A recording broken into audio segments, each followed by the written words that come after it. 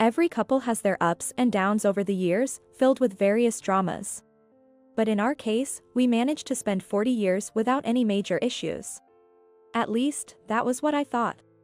I never expected to face a shocking turn of events. Suddenly, my husband George demanded a divorce. When he brought it up, George was holding a large bouquet of flowers. It was his 65th birthday, and he had just retired from his job. The bouquet, a retirement gift from his colleagues, was luxurious, with serene colors of orange, pale yellow, light blue, and white.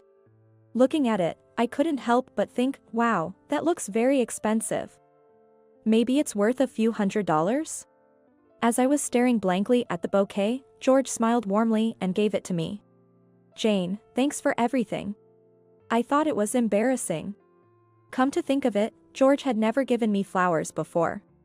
He was the kind of person who thought that flowers were a waste of money because you couldn't eat them. And that celebrations always meant eating something more expensive than usual. When I first asked what he wanted for his birthday, he said, all-you-can-eat buffet. Moreover, he wasn't the type to give gifts to make someone happy. He had never even given me a birthday present, let alone flowers. So, it was quite surprising and delightful to see him happily giving me the flowers on his retirement day. Even though I knew he didn't buy them for me and he probably thought he didn't want flowers, it still made me happy. Stop it. George, you've worked hard too. Now, take it easy and do whatever you like. As I was nervously accepting the flowers, George said with a serious face. Thank you for doing household chores until now. I don't need you anymore, so let's get divorced. My name is Jane. My husband, George, and I were classmates in high school, and we started dating in our sophomore year. After breaking up and getting back together multiple times, we married on my 25th birthday. Our relationship was more like close friends of the opposite sex. We married because we enjoyed each other's company and felt comfortable together. We had 2 children. As my parents and in-laws eagerly took care of their grandkids, parenting was not too burdensome. We enjoyed our lives, sometimes together and sometimes with separate groups of friends. That was why we were less likely to experience the typical marriage problems that other couples faced. There was only one incident when George had an affair in his 40s, but by the time I found out, he had already split up with the woman. There was a time when I found several photos in his briefcase, showing George and the woman cozying up together. Apparently taken on a business trip. I discovered them 6 months after that business trip, and even though we were a couple who felt more like friends, it was still a shock to me. When I confronted George, he readily admitted to the affair, saying it lasted for about 2 months after the business trip. But that it was already over. He said nonchalantly, "You were incredibly busy with work at that time, Jane, often staying at a motel near your office." I felt lonely somehow and just ended up having an affair with a female subordinate who approached me. Although I was shocked to hear that and felt hurt, I didn't express myself clearly at that time. I realized I prefer you to that woman after all. She was so bothersome, always wanting jewelries or to watch romantic movies. I really came to realize that I married the right person. George's casual attitude and comments like that made me forgive him. Therefore, I didn't take any particular action. I also reflected on possibly neglecting George due to the pressures from work and decided to quit my job. As far as I knew, that was the only issue we ever had. However, it seemed George felt differently. According to him, he had felt uneasy about me since our honeymoon. I wanted a food-focused honeymoon, but you went ahead and booked the one with the sightseeing tour package. All that sightseeing we did just made me hungry, and the meals were nothing special. That was when I thought you really didn't consider me at all. I couldn't believe what I was hearing. For the past 40 years, that was what he'd been thinking. I did choose a sightseeing-focused honeymoon, but he was the one getting all excited about the tours. Also, he was the one who signed up for the night tours and left me behind in the hotel room. While I was struggling with jet lag, he went on and had fun alone. About that jet lag, if you were really looking forward to the honeymoon, you could have slept on the plane or found a way to deal with it. Jet lag is all in the mind, you know. I thought that was ridiculous. George had always been self-centered, but up until then, I didn't realize it was that bad. Seeing me speechless, George said, "Well, I suppose it would be hard for you if I told you to leave now, so I'll give you a month." Make sure to take all your stuff and be out by then, and then he just went into his study. To celebrate his retirement, I had bought an expensive wine, beef fillet and a cake from a renowned pâtissier. Setting it all up on the dining table for him. Tears started to well up as I saw it. The next day, when George was about to go out, I stopped him and asked why he was considering divorce and why he chose his retirement day to tell me that.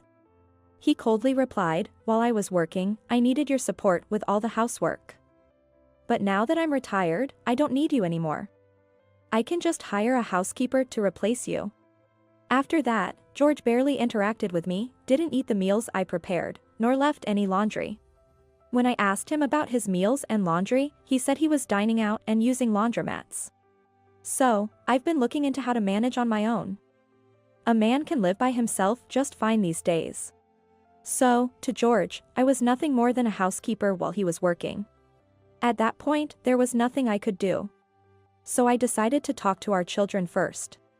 We had a 39-year-old son and a 37-year-old daughter. Both were married and lived nearby, so I called and asked them to meet me at a cafe in our neighborhood. When I saw them, I said I was planning to divorce their father. My son immediately responded, "I figured as much." "Well, I have no problem with that, but when did you find out?" "What? When? What was he talking about?" Seeing my confused look, my son looked surprised too. "What? You didn't know? Dad's been cheating on you with a younger woman." According to our son, he saw George and a young woman walking into a hotel while he was walking through a busy downtown area for work. When he called out in surprise, George was initially flustered but then claimed, "It's just for fun, and your mother knows about it. Remember when Dad cheated with one of his coworkers when I was 20? Mom, you were so calm about it. So I thought maybe it was the same this time."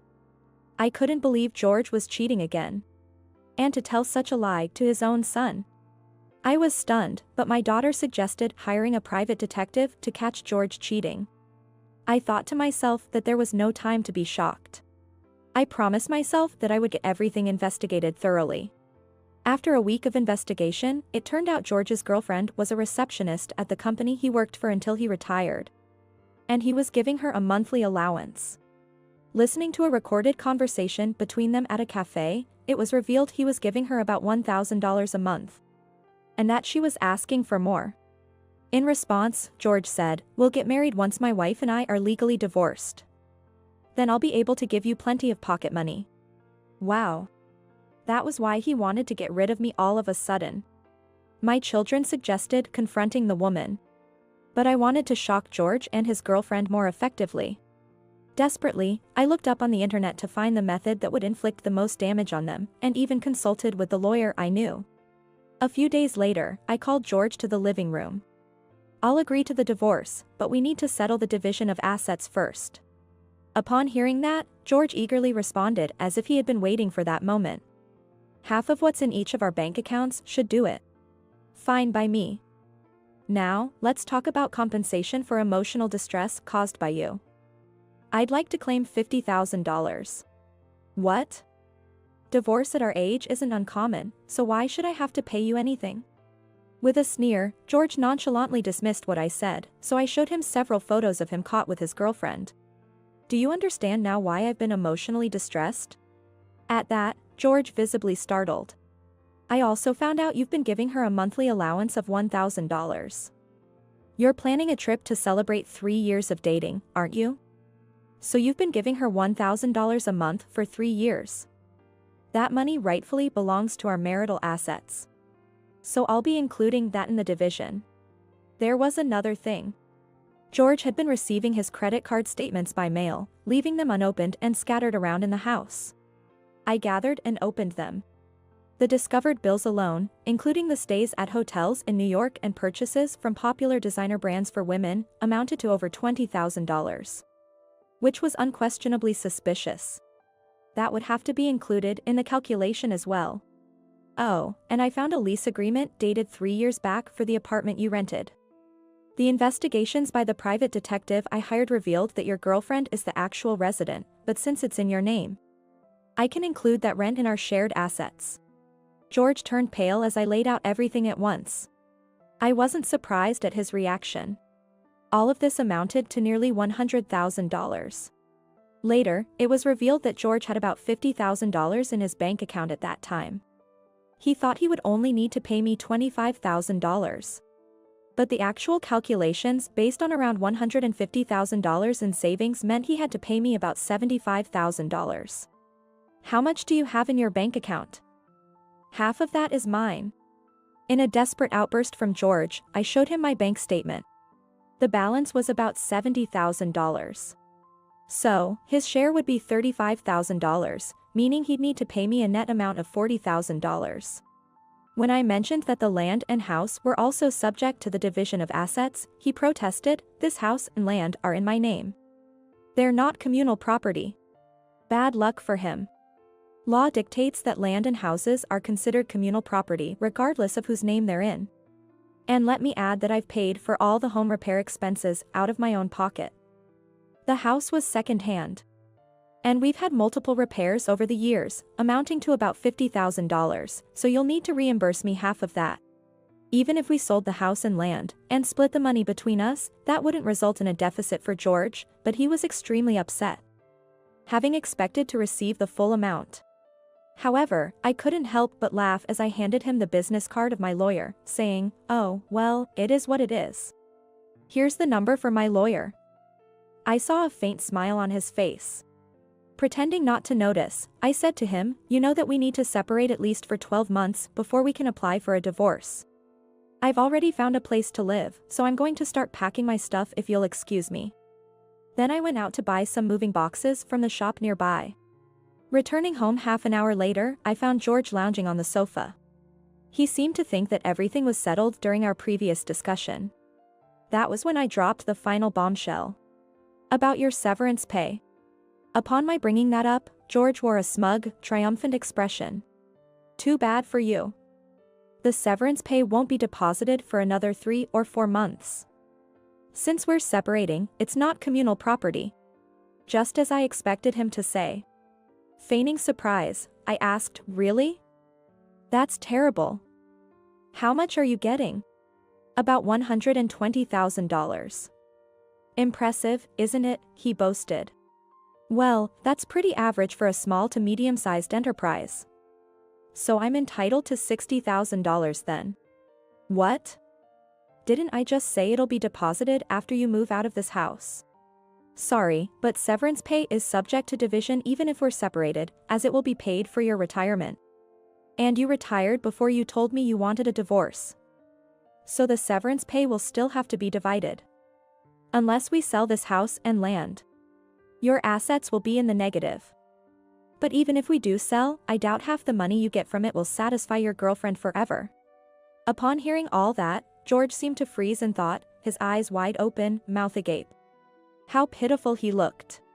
When we got our house appraised, the old house and the land were valued at about $300,000. Selling them would allow us both to receive about $150,000 each. However, George, reluctant because his girlfriend insisted on not selling, ended up having to pay me $150,000. With the compensation of $50,000, George was burdened with a debt of $200,000. Why would his girlfriend, still in her 30s, have a crush on an older man like George and cling to that house? It was probably because, despite how old it was, a single-family house in a city with convenient transportation was attractive enough for her. After I moved out of the house, his girlfriend and her parents quickly moved their belongings into it. As a result, what George envisioned as a comfortable retirement with his pension, a happy marriage with a young girlfriend, turned into financially supporting her and her parents with just his pension, on top of repaying debts. He inevitably had to get a job. But at over 65, his annual income would likely be around $30,000. Additionally, since I sued his girlfriend for pain and suffering for breaking up my marriage, their relationship has turned quite hostile. It's probably only a matter of time before they end up selling the house. Oh, and about the rental apartment George signed the lease for his girlfriend to live in. It turned out to be a breach of contract since someone other than him was residing there the whole time. After I contacted the real estate agent, his breach was exposed, and he had to pay a penalty fee. How unfortunate it was for him. As for me, I rented an apartment near my daughter's family's home and work part-time 3 days a week at a supermarket that hired me despite my old age. My granddaughter, who has just entered middle school, is in the midst of her rebellious phase. But she seems to feel sorry for her divorced grandmother and often comes over to visit. Though I no longer have a husband, I'm living a happier life, having more time with my granddaughter.